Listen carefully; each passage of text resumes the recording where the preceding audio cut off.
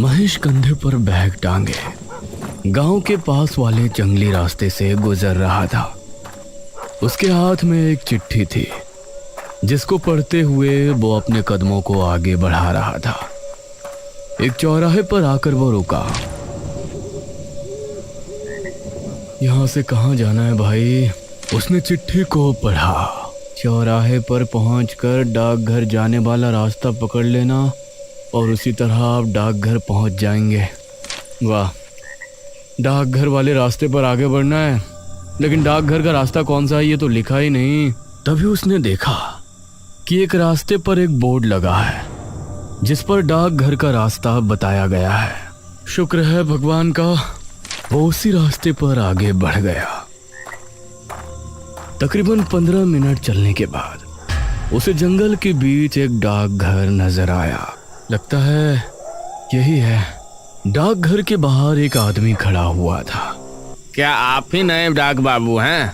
जी हाँ, सही पहचाना। मेरा नाम महेश है। मेरा यहाँ डाक बाबू के लिए पोस्ट किया गया है। ठीक है साहब, ये डाकघर है और मैं आपका शागिर्द राजू। अब आप अंदर जाइए, मैं सुबह आपका नाश्ता ले आऊँगा। अरे ऐसा कैसे हो सकता है? आप मेरे शागिर्द हैं, ये आपकी ड्यूटी है। आप मेरे साथ नहीं रहेंगे तो कौन रहेगा? वो मुझे पता है साहब, लेकिन मैं रात में यहाँ नहीं रुक सकता। चाहे आप मुझे नौकरी से निकलवा दीजिए। हाँ। ये बात सुनकर महेश को बहुत अजीब लगा। ये कहकर राजू वहां से चला गया। कमाल है, मेरा शागिर्द होने के बावजूद मेरी मर्जी के खिलाफ चला गया। चलो कोई बात नहीं, बुजुर्ग आदमी है, क्या ही बोलूं। ये कहकर वो डाकघर के अंदर चला गया। डाकघर अंदर से काफी पुराना लग रहा था, लेकिन उसमें सफाई अच्छे से हुई थी। एक शेल्फ था जिसमें कई किताबें रखी हुई थी और आसपास लगे शेल्फ में फाइल और चिट्ठियां रखी थी। अरे, ऐसा लगता है कि यहाँ कई दिनों से कोई डाक बाबू नहीं आया है। उसने एक किताब निकाली और बिस्तर पर लेटकर पढ़ने लगा। इस तरफ राजू अभी तेज तेज कदमों के साथ आगे बढ़ रहा था। मुझे जल्दी से निकल जाना चाहिए, वरना वो आ गया तो राम राम राम राम। तभी राजू को पीछे साइकिल की घंटी और सांसों की आवाज सुनाई देने लगी।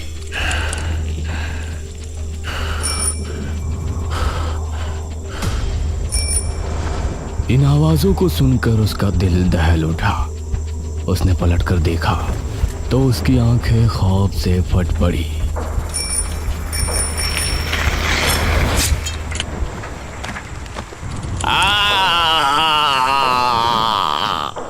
महेश की यहाँ पहली रात थी, इसलिए उसे नींद भी नहीं आ रही थी। करीब 12 बजे अचानक सियारों के रोने की आवाज आई और महेश चौंक गया। उसके हाथ से किताब छूटकर नीचे गिर गई। अरे, ये तो जंगल है, यहाँ तो ऐसी आवाजें आना आम बात है। मुझे इनकी आदत डालनी पड़ेगी। उसने किताब उठाई और फिर से पढ़ने लगा। तभी उसे कुत्तों के भौंकने की आवाज आई। अरे, अब इन्हें क्या हो गया भाई? वो उठा और उसने खिड़की बंद कर दी। फिर वापस आकर पलंग पर लेट गया। उसने किताब का अगला पन्ना पलटा। तभी उसे एक तेज सांस लेने की आवाज सुनाई दी।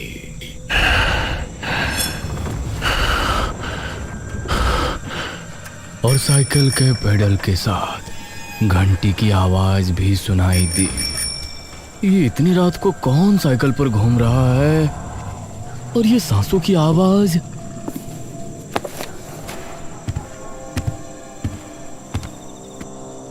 महेश को अब बाहर जाकर देखने की हिम्मत नहीं हुई। जो डर उसने कुछ देर पहले राजू के चेहरे पर देखा था, वो अब अपने दिल में महसूस कर रहा था। वो फिर से बिस्तर पर लेट गया। उसके माथे पर पसीने आ गए, यहाँ तक कि उसने अपने कानों पर हाथ रख लिए, लेकिन वो आवाजें अभी भी उसको सुनाई दे रही थी, जिसकी वजह से उसे पूरी रात में कुछ झपकियां आई, लेकिन नींद पूरी नहीं हुई।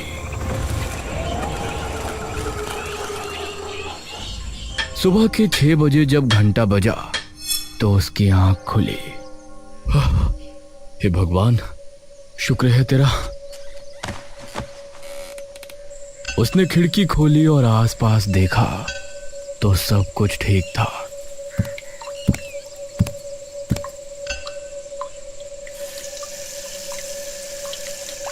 उसने अपना चेहरा धोया और डाकघर से बाहर निकला। इस राजू को अब तो आ जाना चाहिए था।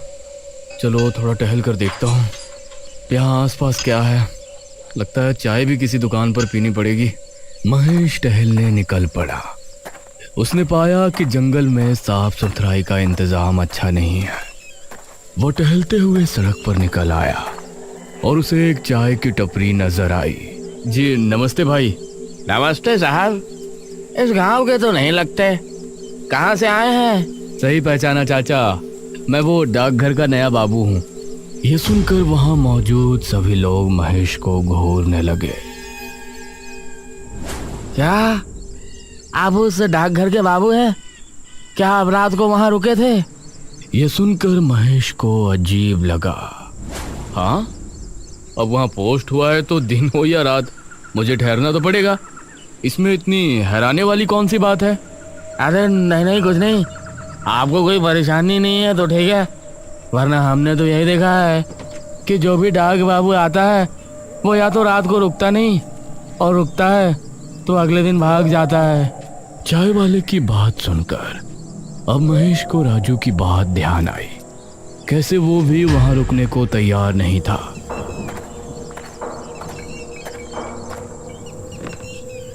चाय वाले ने महेश को चाय का कुल्हड़ थमा दिया, लेकिन महेश उसके चेहरे पर डर के भाव साफ देख पा रहा था।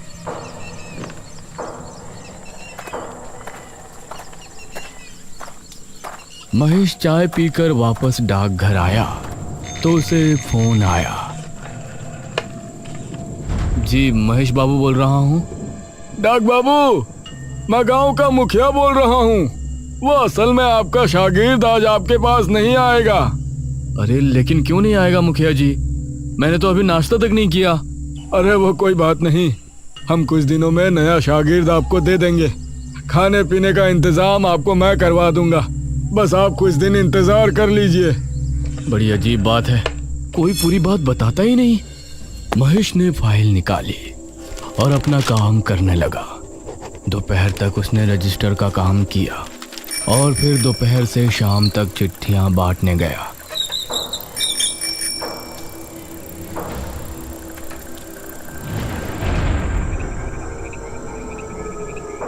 रात के समय आज डाकघर को देखते हुए उसकी सांसें तेज हो रही थी। उसने भगवान का नाम लिया और डाकघर के अंदर चल दिया। इसी गांव के एक घर में विपुल अपनी पत्नी निराजना के साथ बैठा था। ए जी, मुझे इस बार बम्बई घूमने जाना है। कई साल हो गए आप मुझे कहीं लेकर नहीं गए। अरे मेरी जान, पैसे तो आने दो, मैं तुमको बम्बई क्या विलायत भी ले जाऊंगा। बस बस, बड़े आए विलायत ले जाने वाले। तभी उसके दरवाजे पर किसी ने दस्तक दी। कौन है भाई? बाहर से साइकिल की घंटी की आवाज आई और कोई बोला, डाक बाबू। अरे ये डाकिये रात में भी आने लगे। विपुल उठकर दरवाजे पर गया तो सामने कोई नहीं था। कमाल है, यहाँ तो कोई नहीं है।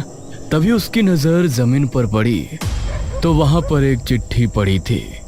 ये क्या, लगता है कुछ ज्यादा ही जल्दी में था। उसने चिट्ठी उठाई और पढ़ने लगा। विपुल, मुझे पता है कि तुम्हारे घर की हालत इस समय ठीक नहीं है। तुमको पैसों की सख्त ज़रूरत है और तुम पैसों के लिए कुछ भी करने को तैयार रहते हो, यह भी मुझे पता है। अरे कौन है ये जो मेरे बारे में इतना जानता है? तुम्हारे लिए एक काम है। आज रात 1 बजे के समय डाकघर के पीछे वाले बरगद के पेड़ पर चले आना। मैं तुमको वहाँ मिलकर काम समझा दूंगा। सिर्फ 1 दिन का काम है और उसके तुमको पूरे 5,000 रुपये दूंगा। यह पढ़कर विपुल के चेहरे पर मुस्कान छलक आई। क्या हुआ, क्यों मुस्कुरा रहे हो? किसी की लुगाई का खत आया है क्या? अरे नहीं नहीं, एक काम आया है मेरे लिए, उसे कर दिया तो 5,000 रुपए आ जाएंगे एक ही दिन में। अरे लेकिन है कौन जिसने ये भेजा है? अरे तुम आम खाओ, पेड़ मत गिनो। विपुल मुस्कुराया। उसने चिट्ठी को रख दिया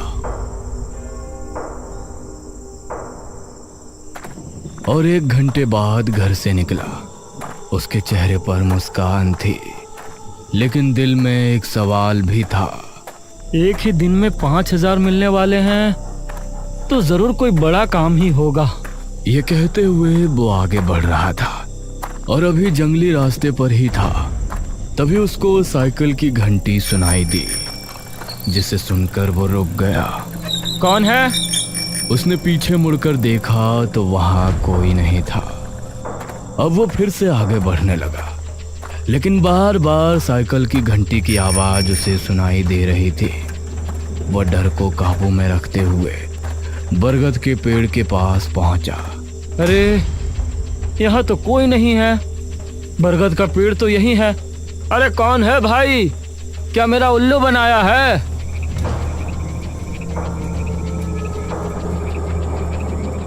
उसने इधर देखा तो आसपास कोई नहीं था। तभी उसने देखा कि कई कुत्ते भौंकते हुए उसकी ही तरफ आ रहे हैं। अरे ये इतने सारे कुत्ते कहाँ से आ गए? वो कुत्तों से डरकर भागा। कुत्ते उसका पीछा करने लगे। काफी देर भागने के बाद अचानक उसे साइकिल की घंटी सुनाई दी और उसके कदम रुक गए। सामने की ओर से एक आकृति उसे अपनी ओर आती नजर आई। इस आकृति से समझ आ रहा था कि कोई शख्स साइकिल पर बैठा उसकी तरफ आ रहा है। कौन है? वह आकृति साफ होती। इससे पहले ही पीछे से आ रहे कुत्ते विपुल पर टूट पड़े और उसकी चीख जंगल में गूंज कर रह गई।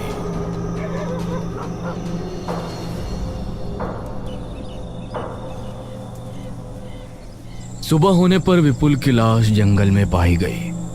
उसकी पत्नी उसकी लाश के पास बैठी रो रही थी। कुछ गांव वालों के साथ मुखिया और महेश भी वहां मौजूद थे। ये विपुल इतनी रात में भला यहाँ क्या करने आया था? इन्हें डाक बाबू कोई चिट्ठी देकर गए थे और ये कह रहे थे कि चिट्ठी लिखने वाले ने यही इन्हें जंगल में बुलाया है। ये सुनकर महेश हैरान रह गया। अरे ये कैसे हो सकता है? मैं तो रात में कहीं कोई चिट्ठी देने नहीं गया। ये सुनकर मुखिया और सभी गांव वाले हैरान रह गए, लेकिन किसी के मुंह से कुछ नहीं निकला। इस घटना को देखकर महेश के मन में कई सवाल उठे, लेकिन जवाब देने वाला कोई नहीं था। वो डाकघर वापस आया और अपने काम में लग गया। अगली रात मुखिया की बेटी नुपुर अपने पतिदेव बलदेव के साथ अपने घर पर बैठी बातें कर रही थी। तभी दरवाजे पर दस्तक हुई। जरा देखो तो जान, कौन है दरवाजे पर? अरे मैं क्यों देखूं? पूरा दिन काम करके थक चुकी हूँ, तुम देखो। अरे इतने बड़े घर में रह रही हो, फिर भी मेरी जरा भी कद्र नहीं है तुमको। अरे वाह, भूल गए, ये बड़ा सा घर तुमको मिला भी है मेरी वजह से। चलो जल्दी से जाओ। उसकी बात सुनकर बलदेव दरवाजे पर पहुंचा तो उससे सामने जमीन पर एक चिट्ठी नजर आई। इतनी रात में भला कौन चिट्ठी देने आया होगा? उसने चिट्ठी को उठाया और पढ़ने लगा। तुम्हारे गुनाहों की सजा तुमको मिलने वाली है। तुमने जिस गुनाह को अंजाम देकर सच छिपा लिया था, अब वो सबके सामने आने वाला है। क्या हुआ जी? आपके चेहरे का रंग कैसे उड़ गया? अरे इस चिट्ठी में लिखा है कि उसने सारी बात नुपुर को बताई। कौन है ये? कहीं से सचमुच कुछ पता तो नहीं? आगे पढ़ता हूँ। मुझे तो बहुत डर लग रहा है। अगर तुम चाहते हो कि तुम्हारा गुनाह अब भी छिपा रहे तो तुम 12 बजे डाकघर के पीछे लगे बरगद के पेड़ पर पहुंच जाओ। मैं वहां तुमको मिलूंगा। बाकी की बातें वहीं होंगी। हमें जाना होगा। ये जो भी है, हमें इसको रोकना ही पड़ेगा। अब बलदेव नुपुर को लेकर घर से निकला और बरगद के पेड़ की तरफ रवाना हो गया। उसे कुछ ही दूरी पर डाकघर भी दिखाई दे रहा था। कौन है? क्या कोई मुझे सुन पा रहा है? तभी इन दोनों को साइकिल की घंटी सुनाई दी। दोनों ने चौंकते हुए देखा तो वही साइकिल सवार आकृति उनकी तरफ बढ़ रही थी। वह बहुत तेजी में था। वो बिजली की रफ्तार से इनके करीब आया और इन पर भी हमला हुआ।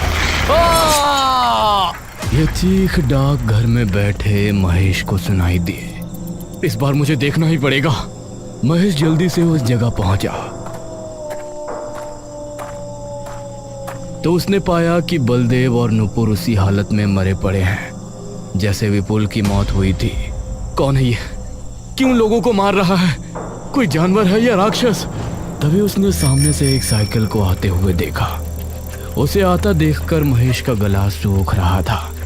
जैसे जैसे उसका चेहरा साफ होता गया तो महेश के दिल की धड़कन मानो ट्रेन के इंजन की तरह दौड़ पड़ी। महेश ने आगे कदम बढ़ाया लेकिन उसका पैर एक पत्थर से टकराया। महेश गिर गया और उसके सर पर चोट आने की वजह से बेहोश हो गया।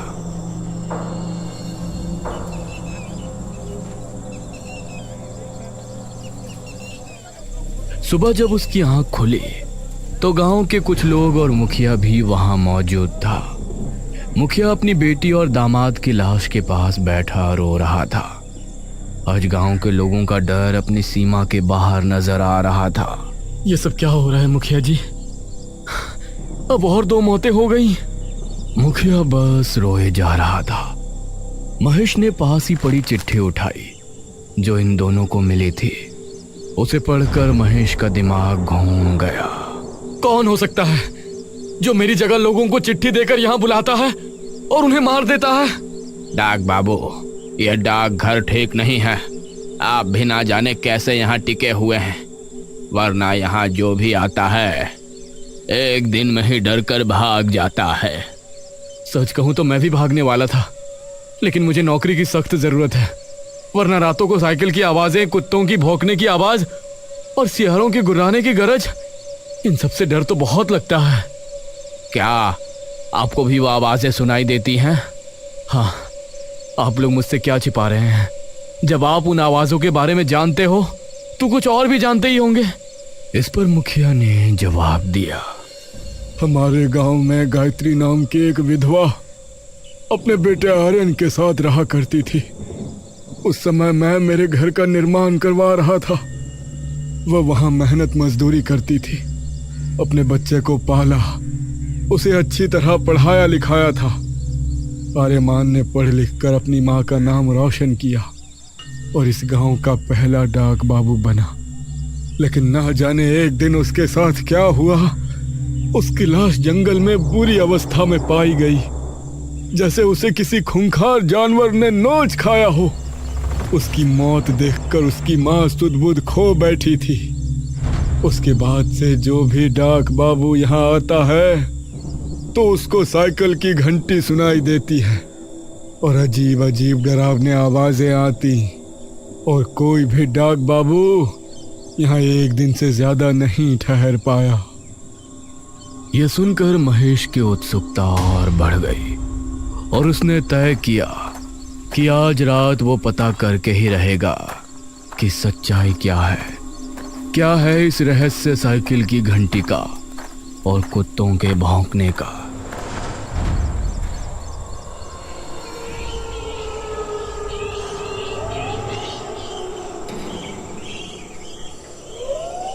रात होने पर महेश डाकघर के दरवाजे पर खड़ा हो गया। कभी कुत्तों के भौंकने की आवाज आती तो कभी सियारों के रोने की, लेकिन आज महेश हिम्मत करके अपनी जगह खड़ा हुआ था। ठीक 11 बजे उसे साइकिल की घंटी सुनाई दी तो उसके कान खड़े हो गए। उसने पाया कि सामने से उसे वही आकृति आ रही है, लेकिन वो हिम्मत करके वहां खड़ा रहा। वो आकृति नजदीक आई और एक चिट्ठी फेंक कर आगे निकल गई। महेश उसका चेहरा नहीं देख पाया, लेकिन चिट्ठी देखकर उसकी सांसें तेज चलने लगी। उसने चिट्ठी उठाई और पढ़ना शुरू किया। मेरा नाम आर्यमन है। मैं इस गांव का पहला डाक बाबू बनकर बहुत खुश था और कई सालों की नौकरी के बाद मैंने पैसे जमा किए थे। अपनी पुश्तैनी ज़मीन बेचकर मैंने अपने कमाए हुए पैसे मिलाए और उसके बाद गांव का सबसे बड़ा घर खरीदना और उसके अंदर अपनी माँ को रहते हुए देखना मेरी ख्वाहिश थी।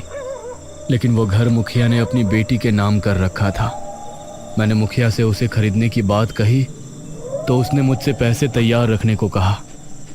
अगली रात मुखिया अपने दामाद बलदेव और एक आदमी विपुल के साथ डाकघर आया। मुखिया जी, मैंने कागजात बनवा लिए हैं, आप इन कागजात पर दस्तखत कर दें, फिर ये पैसे आपके और वो घर मेरा। मुखिया ने पहले पैसों की गिनती विपुल और बलदेव से करवाई। मुखिया जी, अब इन कागजों पर अपने दस्तखत कर दें। क्यों नहीं डाक बाबू? तभी मुखिया ने विपुल को इशारा किया और उसने मेरे सर पर डंडा मारा। वो घर मेरी बेटी के नाम है और वही उसमें रहेगी। यह सब नाटक तो मैंने तेरी जमीन के पैसे और तेरी जमा पूंजी हड़पने के लिए किया था। इस गांव में सबसे अमीर मैं हूँ और मैं ही रहूंगा। मुखिया और उन गांव वालों ने मिलकर मुझे बरगद के पेड़ के नीचे फिकवा दिया। इसलिए जब भी कोई डाक बाबू आता है तो मैं उसे अपनी कहानी सुनाने की कोशिश करता, क्योंकि मैं चाहता था कि मुखिया की और मेरे खून की हकीकत सबके सामने आए। यह खत पढ़कर महेश को मुखिया पर बहुत गुस्सा आया।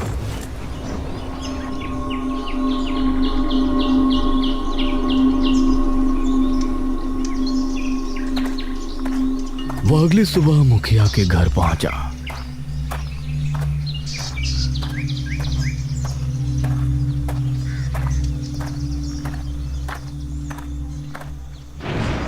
मुखिया जी, आपने जो आर्यमान के साथ किया था उसकी आत्मा ने मुझे सब बता दिया है। अरे ये क्या बकवास कर रहे हो तुम? अगर अपनी भलाई चाहते हो तो आज रात डाकघर आ जाना। मैंने एक तांत्रिक को बुलाया है। वो तांत्रिक आर्यमन की आत्मा को कैद करके ले जाएगा और फिर इस गांव से उस आत्मा का खतरा हमेशा के लिए खत्म हो जाएगा। मुझे भी उससे तभी छुटकारा मिलेगा। यह सुनकर मुखिया के चेहरे पर मुस्कान छलक आई। ये हुई ना बात। मुखिया बहुत खुश हुआ।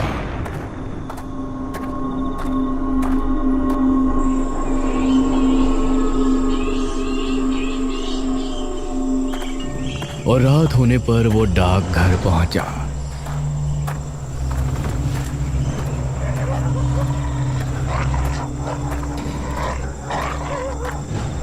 अरे महेश, तुम तो किसी तांत्रिक को बुलाने वाले थे ना? कहाँ है वो तांत्रिक? अब आप आ गए हैं तो वो भी आता ही होगा। उसके इतना कहते ही साइकिल की घंटी की आवाज सुनाई दी। मुखिया के चेहरे का रंग उड़ गया। दोनों को सामने से आकृति नजर आई और कुछ ही दूरी पर आकर वो रुक गई।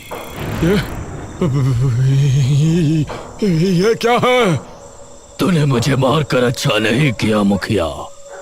अब मैं तुझे जिंदा नहीं छोड़ूंगा। अरे ये क्या है महेश? उसकी आत्मा हमारे सामने है। अरे जल्दी से तांत्रिक को बुलाकर इसे कैद कराओ। क्या तुम भी इससे मिल गए हो? अगर किसी को भी बताया कि इसे मैं नहीं मारा था तो मैं तुमको भी जिंदा नहीं छोड़ूंगा। हाँ। उसी समय वहां छिपा कोतवाल सामने आया। मुखिया जी, मैंने सब कुछ सुन लिया है। अब अपने आप को कानून के हवाले कर दो। कोतवाल को देखकर मुखिया हैरान रह गया और भागने लगा। तभी आर्यमन की आत्मा ने उसे हवा में उठाया अरे! और उसे बहुत ऊपर से ले जाकर छोड़ दिया।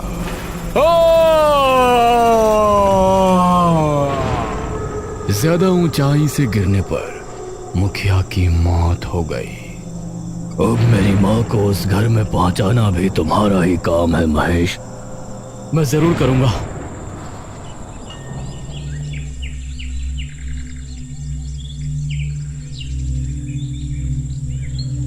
मुखिया की जुल्मी कहानी गांव के सामने आई। अब महेश के बयानों को लेने के बाद कोतवाल के जरिए आर्यमन की मां को उस बड़े से घर में रहने की इजाजत मिल गई। उसे अपने बेटे की मौत का गम था, लेकिन उसका सपना पूरा होने की खुशी भी थी। उसके बाद महेश अच्छे से अपने काम में लग गया। अब रात के समय जब भी उसको साइकिल की आवाज सुनाई देती तो वो डरता नहीं, बल्कि समझ जाता कि आर्यमन उसे अपने अंदाज में धन्यवाद कह रहा है, क्योंकि उसी की वजह से उसकी माँ आज बिल्कुल सही जगह अपने घर पर है।